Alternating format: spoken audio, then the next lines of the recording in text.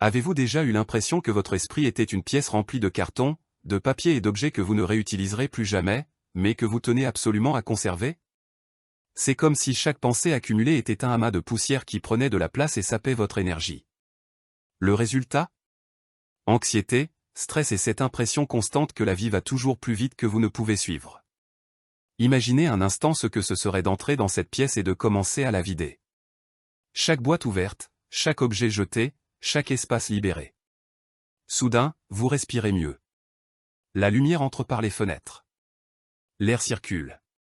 C'est le pouvoir du minimalisme mental, éliminer l'excès invisible qui encombre votre esprit pour faire place à la clarté et au calme. Nous vivons dans un monde qui nous pousse constamment à vouloir toujours plus. Plus de notifications, plus de tâches, plus d'engagement, plus d'objectifs qui semblent toujours insuffisants. Mais le secret d'une vie sans stress ne réside pas dans l'accumulation. C'est l'inverse. Il s'agit de choisir moins. De ne sélectionner que l'essentiel. De comprendre qu'en réduisant le bruit, on entend enfin ce qui compte vraiment. Pensez à toutes les fois où vous avez cru que vous ne seriez heureux qu'en accomplissant davantage, plus d'argent, plus de reconnaissance, plus de réussite. Maintenant, réfléchissez, combien de ces activités vous ont réellement apporté une paix durable? En réalité, le bonheur ne réside pas dans l'addition, mais dans la soustraction. Il consiste à se détacher du superflu pour se consacrer à l'essentiel. Le minimalisme mental ne consiste pas à vivre sans rien, mais plutôt à vivre sans poids. C'est l'art de se libérer du désordre intérieur et de retrouver la sérénité. Et lorsqu'on comprend ce secret, on réalise que moins n'est pas simplement plus, moins, c'est la liberté. Si vous êtes arrivé jusqu'ici, c'est parce qu'à un moment donné, vous avez ressenti le poids d'un esprit fatigué, saturé d'informations et de responsabilités qui semblent interminables. Vous avez peut-être remarqué que l'excès n'est pas seulement physique, mais aussi mental, messages qui s'accumulent sur votre téléphone, idées inachevées, soucis qui se répètent comme un disque rayé. Tout cela vous prive non seulement de votre énergie, mais aussi de votre paix intérieure. La bonne nouvelle, c'est qu'il existe un chemin pour retrouver la légèreté et la sérénité. Ce chemin s'appelle minimalisme mental. Dans les chapitres suivants, vous découvrirez comment de petits changements peuvent transformer votre façon de penser, de vivre et de ressentir. Il ne s'agit pas de quelque chose de compliqué ou d'impossible à mettre en œuvre. Au contraire, le secret réside dans des gestes simples, immédiatement applicables.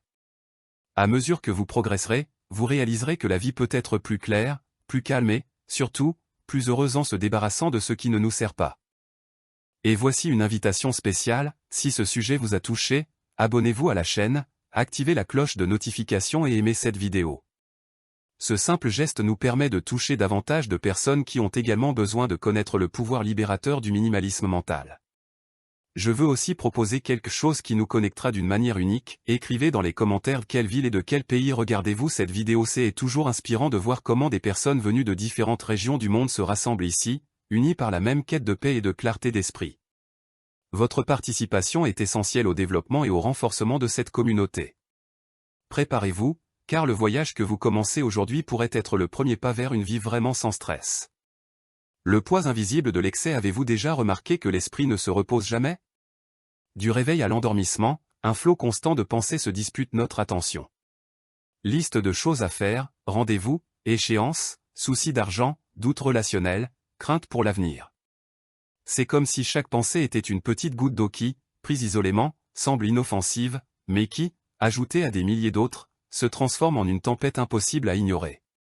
C'est le poids invisible de la surcharge mentale. On ne le voit pas, mais on le ressent dans chaque muscle de notre corps, dans chaque respiration accélérée, dans chaque nuit blanche. C'est comme porter un sac à dos rempli de pierres qui ne cesse de se multiplier. La société moderne perpétue ce cycle. Nous sommes constamment bombardés d'informations. Nous ouvrons notre téléphone le matin et recevons déjà des dizaines de notifications. Nous consultons nos emails avant même d'avoir pris notre petit déjeuner. Nous passons des heures à parcourir les réseaux sociaux sans nous en rendre compte, absorbant comparaisons, nouvelles négatives et accusations voilées de ne jamais en faire assez. Résultat, l'esprit devient un réservoir d'inquiétudes, de doutes et d'attentes irréalistes. Il n'est pas étonnant que tant de personnes se sentent épuisées même si elles n'ont pas accompli grand-chose dans la journée. La fatigue n'est pas seulement physique, elle est mentale. Et le poids de cette fatigue, accumulé au fil des jours, des semaines et des années, se transforme en anxiété, en stress et en maladies encore plus graves. La première étape vers le minimalisme mental consiste à reconnaître l'existence de cet excès et son impact profond sur nous. Inutile de prétendre pouvoir tout gérer. En réalité, l'esprit a des limites, et lorsque nous les dépassons, le prix à payer est élevé, baisse de productivité, créativité bloquée, relations brisées, et même incapacité à profiter des choses simples de la vie. Le poids invisible de l'excès nous aveugle au présent, il nous enferme dans une prison d'inquiétudes futures et de regrets passés. Reconnaître ce cycle, c'est comme allumer une lumière dans une pièce sombre, soudain, nous voyons ce qui était caché, comprenons d'où vient ce poids et réalisons que si nous continuons à l'accumuler, il deviendra insupportable. C'est à ce stade que le minimalisme mental se présente non seulement comme une philosophie, mais comme une nécessité urgente. Le plus curieux, c'est que nous confondons souvent être occupé et être productif. Nous vivons dans une culture qui glorifie la précipitation, comme si avoir beaucoup d'engagement était un symbole de réussite. Mais c'est une illusion dangereuse. Être constamment débordé ne signifie pas que nous vivons mieux, cela signifie simplement que nous laissons le désordre mental dicter notre rythme de vie. Un esprit surchargé ne peut se concentrer, ne peut établir de priorité, ne distingue pas l'essentiel du superflu. Et lorsque tout semble aussi urgent, nous finissons par être paralysés, passant d'une tâche à l'autre sans jamais ressentir la satisfaction d'avoir vraiment accompli quoi que ce soit. C'est le cercle vicieux de l'excès, plus on s'efforce de tout accomplir, plus on se perd dans le vide.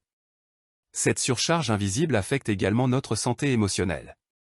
Lorsque notre esprit est encombré, nous créons des schémas de pensée répétitifs et négatifs. C'est ce dialogue intérieur incessant qui critique, compare, exige et ne s'arrête jamais. Nous commençons à croire que nous ne sommes pas à la hauteur, qu'il nous faut toujours faire plus pour mériter le repos, que si nous nous arrêtons un instant, tout s'écroulera. Ce récit intérieur nous enferme dans une course sans fin, car il y aura toujours quelque chose à faire, à accomplir, à prouver. Le problème, c'est que, dans cette course, nous ne nous autorisons jamais à simplement exister. Nous vivons pour répondre aux attentes extérieures et ignorons nos besoins intérieurs. La surcharge mentale nous déconnecte de nous-mêmes. Il existe un autre impact silencieux, mais dévastateur, la perte de présence. Lorsque notre esprit est constamment occupé par trop d'informations et d'inquiétudes, nous ne percevons pas ce qui se trouve devant nous. Nous ne savourons pas nos plats, nous n'écoutons pas vraiment nos proches, nous ne remarquons pas les petits miracles quotidiens qui pourraient nous apporter de la joie. C'est comme vivre en pilotage automatique, réagissant aux stimuli extérieurs sans en avoir pleinement conscience. Ce manque de présence est l'une des plus grandes sources d'insatisfaction, car la vie ne se déroule que dans l'instant présent. Si notre esprit est constamment tourné vers le passé ou le futur, nous gaspillons le seul temps dont nous disposons réellement. Reconnaître ce vol subtil est le point de départ pour une vie plus simple et plus sereine. Le minimalisme mental naît précisément de cette prise de conscience, moins d'excès, plus de présence. Lorsqu'on observe la surcharge mentale avec lucidité, on réalise qu'elle ne surgit pas de nulle part. Elle est alimentée par des habitudes que nous avons cultivées au fil des ans sans nous en rendre compte. Chaque fois que nous laissons des dizaines d'onglets de navigateur ouverts, chaque fois que nous remplissons notre agenda de rendez-vous sans nous accorder de répit, chaque fois que nous disons « oui », alors que nous voulons dire « non », nous alourdissons le sac à dos invisible que nous portons. Le problème, c'est que ce poids ne s'accumule pas seulement dans notre esprit, il déborde sur notre corps. Épaules crispées, essoufflement, maux de tête, insomnie, tous ces symptômes sont le reflet physique d'un esprit saturé. Le corps hurle ce que l'esprit s'obstine à ignorer. Mais l'excès peut aussi être plus subtil. Combien de fois nous retrouvons-nous à ressasser des situations passées irréversibles? Combien de fois restons-nous bloqués dans des scénarios futurs qui pourraient ne jamais se produire? Ce genre d'excès est encore plus cruel, car il nous prive d'énergie sans rien offrir en retour. C'est comme payer des intérêts exorbitants sur une dette qui n'existe même pas. L'esprit, mal entraîné, crée des histoires, des peurs et des suppositions qui ne font qu'alimenter l'anxiété. Et chaque fois que nous nous laissons emporter par ces récits, nous perdons la chance de vivre l'instant présent. La bonne nouvelle, c'est que nous ne sommes pas condamnés à vivre dans ce cercle vicieux. Le minimalisme mental nous offre une alternative, simplifier. Simplifier ne signifie pas fuir les responsabilités, mais apprendre à distinguer l'essentiel du superflu. C'est choisir consciemment où porter notre attention, comment organiser nos pensées et quels engagements méritent vraiment notre énergie. Au lieu de chercher à tout porter, nous apprenons à ne porter que l'essentiel. Ce changement de perspective peut paraître anodin, mais il est révolutionnaire. En commençant à se libérer de l'excès, la vie prend de l'espace. Et de cet espace émerge le calme, la clarté et la sérénité que nous recherchons tant. Reconnaître le poids invisible de l'excès n'est qu'un début. À partir de là, nous pouvons entamer un cheminement de transformation qui va bien au-delà de l'organisation externe. C'est un nettoyage intérieur, une reconstruction de notre façon de penser, de ressentir et de vivre. Le minimalisme mental n'est pas une destination, mais un cheminement, un processus continu qui consiste à se débarrasser de ce qui ne nous sert pas pour faire place à ce qui nous est utile. Et la première étape est précisément celle-ci, prendre conscience que nous portons trop et décider que nous n'avons plus besoin de vivre ainsi. Une fois cette décision prise, le sac à dos commence à s'alléger et nous pouvons enfin respirer. L'art de faire de la place dans l'esprit. Nous vivons à une époque où la vitesse est devenue la mesure de toute chose. Tout doit être rapide, les réponses, les résultats, la croissance. Mais peu de gens réalisent que la précipitation ne crée pas d'espace, elle ne fait qu'accroître la pression. À vouloir tout accepter d'un coup, notre esprit s'encombre, comme une rue bondée aux heures de pointe. Peu importe le nombre de voitures, aucune n'avance. C'est exactement ce qui se produit en nous lorsque nous accumulons engagement, information et soucis sans répit. La vie perd sa fluidité, la créativité s'étouffe et le stress devient notre seul compagnon constant. L'art de créer de l'espace dans notre esprit commence par le courage de réduire ce trafic interne. La première étape pour créer de l'espace est d'apprendre à faire une pause. Faire une pause n'est pas une perte de temps, contrairement à ce que notre société hyperproductive tente de nous faire croire. Faire une pause est un outil de clarté. C'est en nous taisant quelques minutes que notre esprit peut réorganiser ses idées, prioriser l'essentiel et éliminer le bruit. Tout comme une maison a besoin d'être aérée, notre esprit a besoin d'ouvrir les fenêtres pour laisser entrer l'air frais. Sans pause, nous nous sentons étouffés.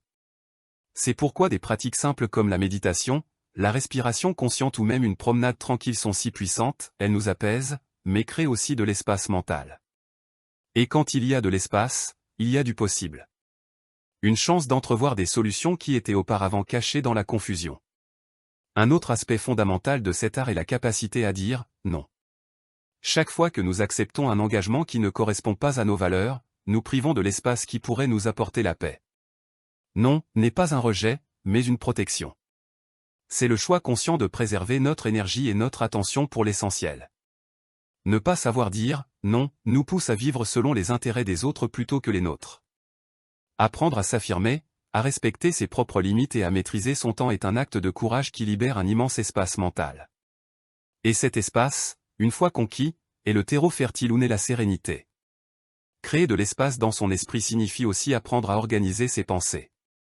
On croit souvent que trop réfléchir est un signe d'intelligence, mais en réalité, ce n'est qu'une forme de brouhaha mental. Un esprit désorganisé fonctionne comme un tiroir rempli de feuilles volantes, plus on cherche quelque chose, plus on s'embrouille. L'une des pratiques les plus efficaces pour gérer ce problème est l'écriture. Coucher ses pensées sur papier, c'est comme sortir des boîtes de son esprit et les organiser sur des étagères. Soudain, ce qui semblait être un chaos devient visible et gérable. En écrivant, nous pouvons distinguer les véritables préoccupations de ce qui n'est que supposition ou peur. C'est dans ce processus d'extériorisation que nous réalisons combien ce que nous portons en nous ne mérite pas d'occuper de place. Un autre point essentiel est de réduire notre consommation d'informations. Jamais dans l'histoire de l'humanité nous n'avons été aussi exposés aux stimuli qu'aujourd'hui. Actualités, vidéos, messages, réseaux sociaux, tout cela pénètre notre esprit sans filtre et s'accumule comme la poussière dans une maison jamais nettoyée. L'excès d'informations ne nous rend pas plus préparés, il nous rend plus anxieux. En effet, notre esprit essaie de tout traiter, mais il n'est pas conçu pour gérer une telle charge. Conséquence, nous nous sentons fatigués sans raison apparente. Par conséquent, le minimalisme mental implique de fixer des limites claires à notre consommation. Cela peut signifier réduire le temps passé sur les réseaux sociaux, mieux sélectionner le contenu que nous suivons, ou même réduire le temps hors ligne. En choisissant consciemment ce qui entre dans notre esprit, nous choisissons également la qualité de l'espace que nous y cultivons. Créer de l'espace mental est avant tout un acte de libération. Cela signifie cesser de porter des fardeaux invisibles qui ne nous ont jamais appartenu. Combien de fois nous encombrons-nous des attentes des autres, de soucis incontrôlables, d'une culpabilité qui aurait dû appartenir au passé? Ces poids nous privent d'énergie et de vitalité. Apprendre à lâcher prise nous donne la possibilité de vivre plus léger. Ce processus de lâcher prise ne se fait pas d'un coup, il est progressif, mais chaque petit choix ouvre la voie à quelque chose de nouveau. Chaque fois que nous décidons de ne pas réagir à un commentaire négatif, chaque fois que nous nous libérons d'une inquiétude inutile, nous entraînons notre esprit à vivre avec moins de poids. Et plus nous créons d'espace, plus nous réalisons que l'essentiel n'a jamais été compliqué. L'essentiel était toujours devant nous, simplement masqué par l'excès. Il existe même une clé puissante pour créer un espace mental, la pratique de la présence. Lorsque nous sommes pleinement dans le présent, les pensées ne s'accumulent pas excessivement, car l'esprit ne vagabonde pas entre passé et futur. Le présent possède un pouvoir silencieux capable de dissiper les soucis inutiles. En buvant un verre d'eau en pleine conscience, en sentant le vent sur son visage lors d'une promenade ou en écoutant attentivement quelqu'un sans réfléchir à la réponse, nous entraînons notre esprit à rester dans l'ici et maintenant. Cette pratique peut paraître simpliste, mais c'est précisément sa simplicité qui la rend transformatrice. Chaque fois que nous ramenons notre attention au présent, nous ouvrons l'espace intérieur et retrouvons la clarté qui était enfouie sous le poids de pensées dispersées. Un autre élément crucial est la gratitude. Cultiver la gratitude réduit naturellement l'espace occupé par l'insatisfaction et la comparaison. Un esprit reconnaissant n'éprouve plus le besoin d'accumuler autant. Au lieu de s'attarder sur ce qui manque, il commence à valoriser ce qui existe déjà. Ce changement de perspective crée de l'espace, car il libère l'énergie auparavant dépensée à se plaindre, à rivaliser ou à désirer excessivement. La gratitude est comme un balai qui balaie la poussière invisible des soucis et redonne de la fraîcheur à l'environnement mental. Et plus nous pratiquons ce regard, plus nous réalisons que l'essentiel est déjà présent dans les petites choses que nous ignorions auparavant. Créer de l'espace implique aussi de respecter le rythme naturel de la vie. Tout n'a pas besoin d'être immédiat, tout ne doit pas être fait maintenant. Apprendre à ralentir permet à l'esprit de respirer. C'est comme écouter une chanson, ce ne sont pas seulement les notes qui comptent, mais aussi les silences qui les séparent. De même, dans nos vies, ce sont les intervalles qui donnent du sens aux actions. Sans espace, tout devient un bruit sans harmonie. En prenant l'habitude de laisser le temps aux choses, de ne pas exiger de résultats immédiats, nous découvrons que la vie a un rythme plus doux et que, lorsque nous nous y alignons, l'esprit trouve naturellement la paix. En fin de compte, l'art de créer de l'espace dans l'esprit est une combinaison de choix conscients et de pratiques constantes. Pauses intentionnelles, organisation des pensées, réduction de la consommation d'informations, présence dans l'instant présent, gratitude et respect du rythme de vie. Chacun de ces éléments, pris séparément, a un effet puissant, mais ensemble, ils créent une transformation profonde. Et le plus beau dans ce voyage est de réaliser que nous n'avons pas besoin d'ajouter quoi que ce soit à notre vie pour trouver plus de sérénité, il suffit d'éliminer le superflu. L'espace créé n'est pas vide, mais plutôt un terreau fertile où la clarté, la créativité et la paix peuvent s'épanouir. C'est là toute la richesse du minimalisme mental, moins de poids, plus de vie. Le pouvoir du détachement. Le détachement est peut-être l'une des pratiques les plus exigeantes du minimalisme mental, car il nous oblige à affronter un besoin profondément ancré, notre besoin de contrôle. Nous voulons contrôler les résultats, contrôler ce que les autres pensent de nous, et même contrôler l'avenir, quelque chose qui, par définition, est incontrôlable. Cette obsession de tout contrôler est l'un des plus grands voleurs de paix. Plus nous cherchons à contrôler ce qui ne dépend pas de nous, plus nous devenons frustrés et anxieux.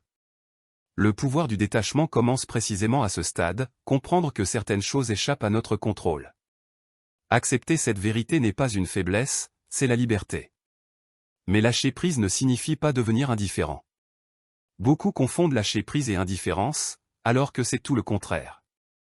Lâcher prise est un exercice de confiance. C'est croire que nous avons fait notre part et que le reste suivra son cours naturel. C'est comme planter une graine, on l'arrose, on en prend soin et on y prête attention, mais on ne peut pas forcer la récolte. Si on essayait d'arracher la plante pour la faire pousser plus vite, on finirait par la tuer. Il en va de même pour nos projets, nos relations et nos rêves. En nous libérant du besoin de contrôler chaque détail, nous laissons la vie se dérouler plus naturellement et, souvent, plus magnifiquement que prévu. Le détachement s'applique aussi aux autres et aux attentes que nous plaçons en eux. Combien de fois avons-nous souffert parce que quelqu'un n'a pas agi comme nous l'aurions souhaité, ne nous a pas accordé la reconnaissance que nous attendions ou n'a pas été à la hauteur de nos attentes? Ce type d'attachement engendre une frustration constante, car nous remettons notre paix entre les mains des autres. Le minimalisme mental nous apprend que nous pouvons aimer, coexister et prendre soin des autres, sans pour autant placer notre bonheur dans quelque chose ou quelqu'un que nous ne pouvons contrôler. Ce type de lâcher-prise ne signifie pas rompre les liens, mais plutôt les renforcer de manière plus saine. Après tout, lorsqu'on aime sans exiger, la relation devient plus légère, plus authentique et plus durable. Lâcher prise, c'est aussi apprendre à se détacher du passé. Nous restons souvent bloqués dans des souvenirs douloureux, des erreurs commises ou des opportunités manquées. Nous revisitons mentalement le passé comme si nous pouvions le réécrire, mais en réalité, il est irréversible. Ce qui peut être transformé, c'est notre regard sur lui. Lâcher prise ne signifie pas oublier, mais accepter. C'est reconnaître que chaque expérience, bonne ou mauvaise, a apporté des leçons qui ont façonné ce que nous sommes aujourd'hui. En choisissant de ne pas porter de regrets comme un fardeau, nous nous ouvrons un espace pour vivre le présent avec plus de sérénité. Le poids de la culpabilité et de la nostalgie nous enchaîne par des chaînes invisibles, mais lâcher prise rompt ces liens, nous permettant d'avancer. Un autre aspect fondamental du détachement est notre relation à l'avenir. Il est naturel de planifier, de rêver et de se fixer des objectifs, mais lorsque nous sommes obsédés par ce qui n'est pas encore arrivé, nous nous sentons envahis par l'anxiété. C'est comme essayer de contrôler la météo de demain, on a beau souhaiter du soleil, on ne peut empêcher la pluie. Se détacher de l'avenir, c'est croire qu'en faisant ce qu'on peut aujourd'hui, demain se fera tout seul. Il ne s'agit pas de renoncer à ses rêves ou à ses ambitions, mais plutôt de se libérer du fardeau d'essayer de prédire tous les scénarios possibles. En abandonnant ce besoin de certitude, on découvre une profonde liberté. On commence à vivre plus pleinement le présent, sans le poids constant du « et si ». Lâcher prise implique également de se libérer des identités rigides que nous nous sommes créées. Nous nous définissons souvent par des étiquettes, je suis comme ça, je ne peux pas changer, voilà ma réalité. Ces attachements à l'image de soi limitent notre développement. En nous accrochant à une identité figée, nous nous fermons à toute possibilité de transformation. Le minimalisme mental nous invite à nous considérer comme des êtres en constante évolution, et non comme des statues immuables. Lâcher prise sur ces étiquettes nous ouvre l'espace nécessaire pour expérimenter de nouvelles versions de nous-mêmes, découvrir des capacités cachées et nous réinventer lorsque la vie exige des changements.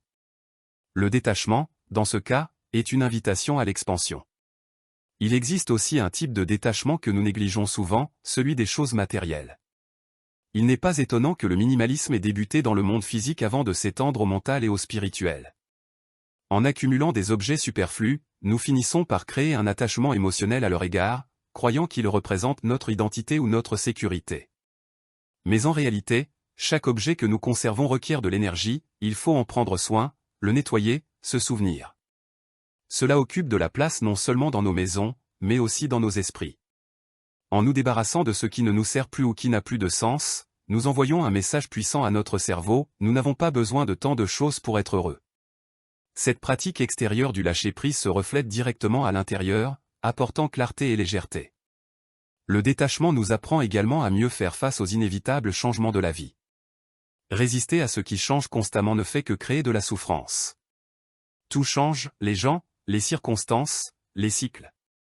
S'accrocher à l'idée que tout devrait rester pareil, c'est lutter contre la nature même de l'existence. Accepter l'impermanence comme seule constante nous permet d'apprendre à vivre plus sereinement. Cela ne signifie pas que nous cessons d'être tristes quand quelque chose se termine, mais plutôt que nous comprenons que chaque fin ouvre la voie à un nouveau départ. Cet état d'esprit qui consiste à lâcher prise sur ce qui s'en va et à accueillir ce qui arrive est l'une des formes les plus puissantes de liberté mentale. Un autre point souvent négligé est de renoncer au besoin d'approbation. Nous passons une grande partie de notre vie à essayer de plaire, à rechercher la reconnaissance extérieure comme si c'était la clé du bonheur. Mais cette dépendance à la validation des autres nous emprisonne. Chaque critique se transforme en blessure, chaque manque d'éloge en frustration. Le minimalisme mental nous invite à abandonner cette quête incessante. Lorsque nous comprenons que notre valeur ne dépend pas du regard des autres, nous atteignons une paix inébranlable. La véritable liberté naît lorsque nous agissons en accord avec nos principes, indépendamment des opinions extérieures.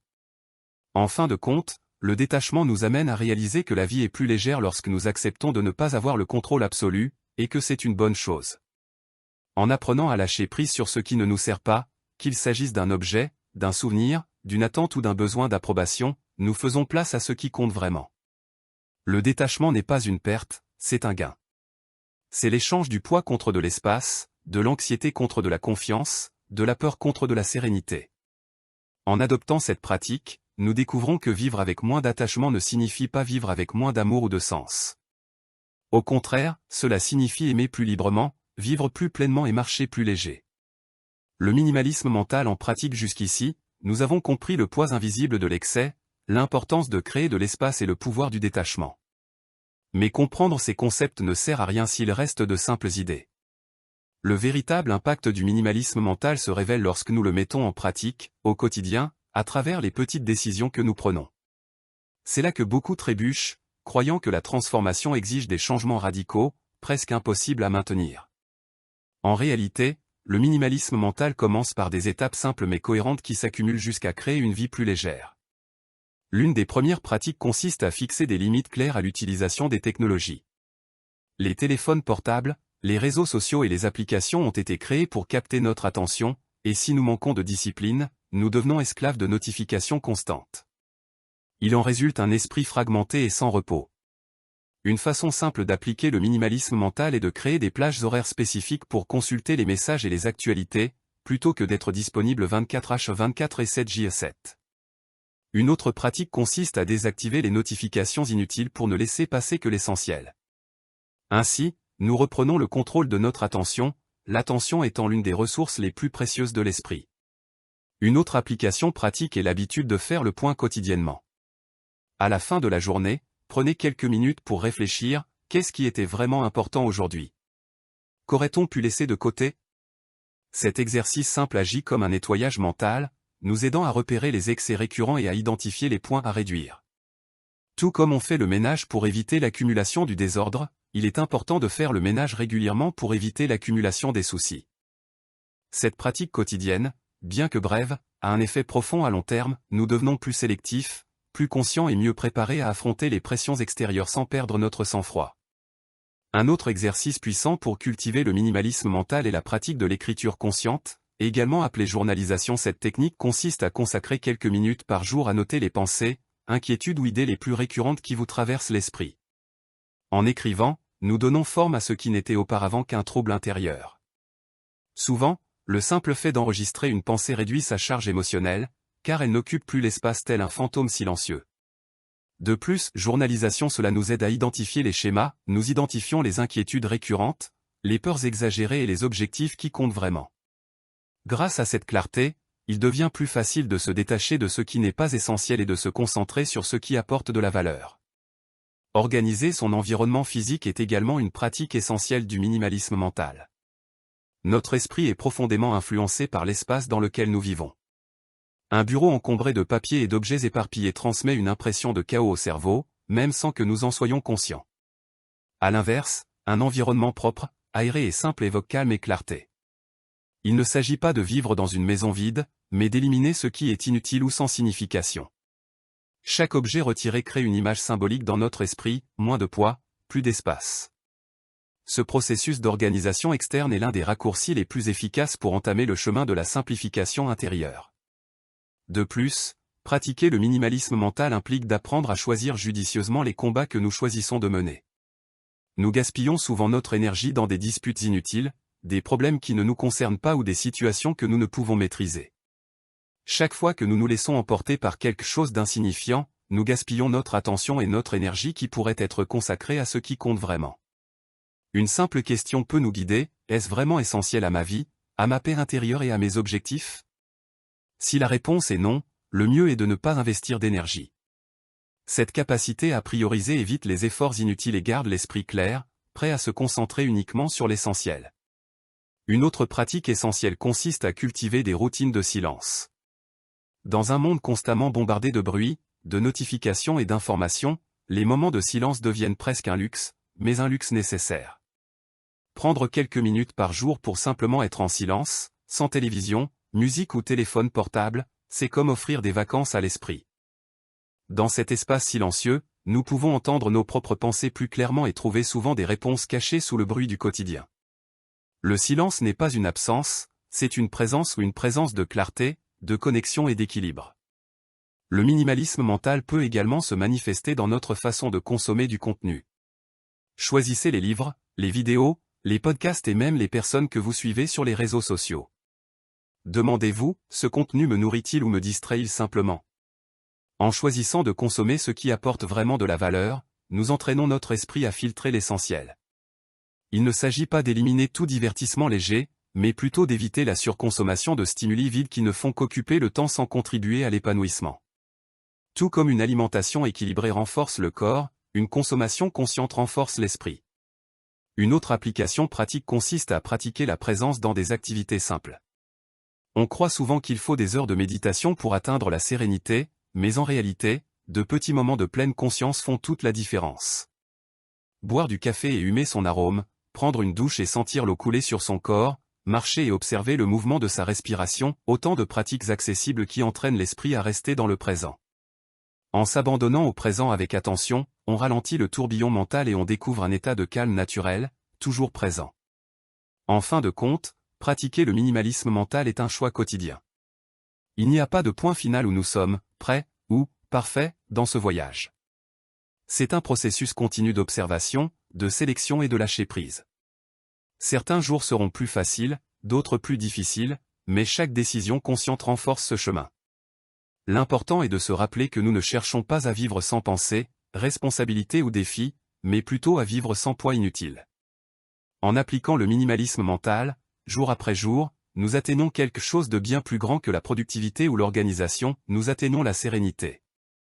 La sérénité comme mode de vie. Nous avons atteint le point culminant du minimalisme mental, comprendre qu'il ne s'agit pas seulement d'une technique, d'une pratique ou d'une philosophie passagère, mais bien d'un mode de vie. La véritable sérénité ne vient pas d'un week-end de méditation ou de quelques heures de rangement, elle naît lorsque nous choisissons de vivre simplement, consciemment et en harmonie chaque jour. Cela signifie que la recherche du minimalisme n'est pas seulement un moyen momentané d'évacuer le stress, mais une façon durable de vivre avec clarté et détermination. Lorsque l'esprit s'habitue à ne porter que l'essentiel, la vie cesse d'être une lutte contre le chaos et devient une danse harmonieuse avec le cours naturel des choses. Adopter la sérénité comme mode de vie ne signifie pas l'absence de problèmes. La vie continuera de présenter des défis, des pertes et des moments d'incertitude. La différence réside dans notre façon d'y réagir.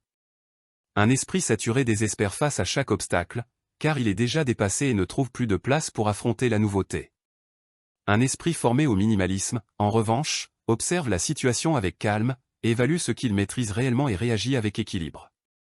Cette approche n'élimine pas la douleur, mais elle évite les souffrances inutiles.